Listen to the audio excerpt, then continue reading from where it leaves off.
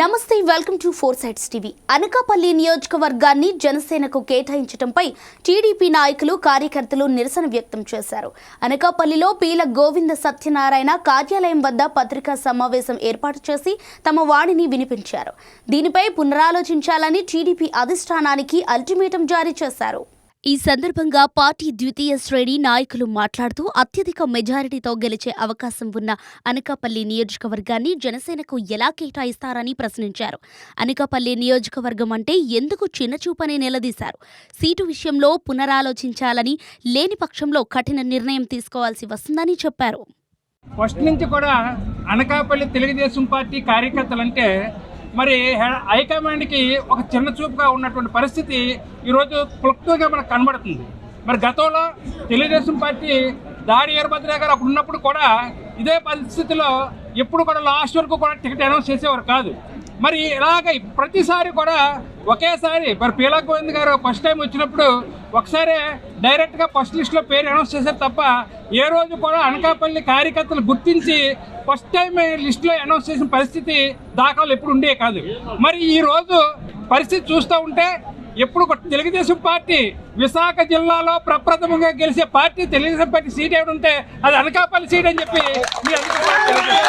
Anakapalli Telugu Desam party కార్యకర్తల యొక్క మనోభావాలు కూడా గుర్తించాలి హైకమాండ్ అని చెప్పి ఇందు మూలంగా మేము తెలియజేస్తున్నాం. ఎంచేదంటే ఇవాళ గెలిచే సీటు మన అందరం గెలడం గురించే కదా ఇవన్నీ మనం చేసేది.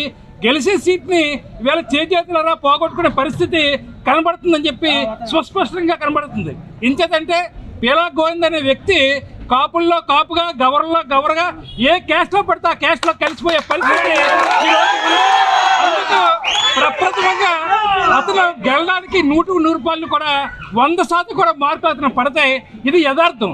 అంతే తప్ప వేళ ఏదో ఎలియన్స్లు ఉన్నాయని చెప్పి ఇదేని చెప్పి మా కార్యకర్తల తాలూకా మనోభావాల్ని దెబ్బతీసే పరిస్థితి మరి పనికిరాదు. దయచేసి హైకమాండ్కి మేము తెలియజేస్తున్నాం. అనకాపల్లి తెలుగుదేశం పార్టీ కార్యకర్తలు అందరూ అభిష్టం మేరకు ఏమైనా అవకాశం ఉంటే మరి 100కి మాకు చంద్రబాబు నాయుడు ముఖ్యమంత్రి కావాలి.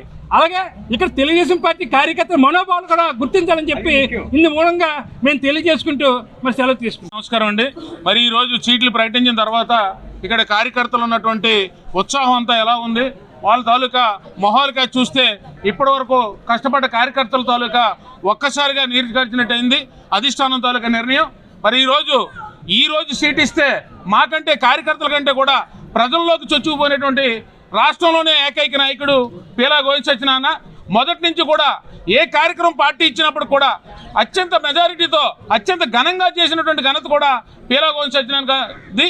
మరి ఈరోజు భవిష్యత్ గ్యారంటీలో కూడా రాష్ట్రంలోనే మన జిల్లాలో ఒకటైతే రాష్ట్రంలో 3వ ప్లేస్ ఉన్నటువంటి ఘనత కూడా పీల గోవింద సత్యనారాయణ గారు. ప్రతిరోజు కూడా రాత్రింబావులో కూడా అనకాపల్లిలో ఉండి ఆయన పెందుర్తి నివాసం అయినప్పుడు కూడా అనకాపల్లి వాసిగా అన్ని కులాలకి ఆయనకి కులం లేదు, మతం లేదు, ప్రాంతం లేదు.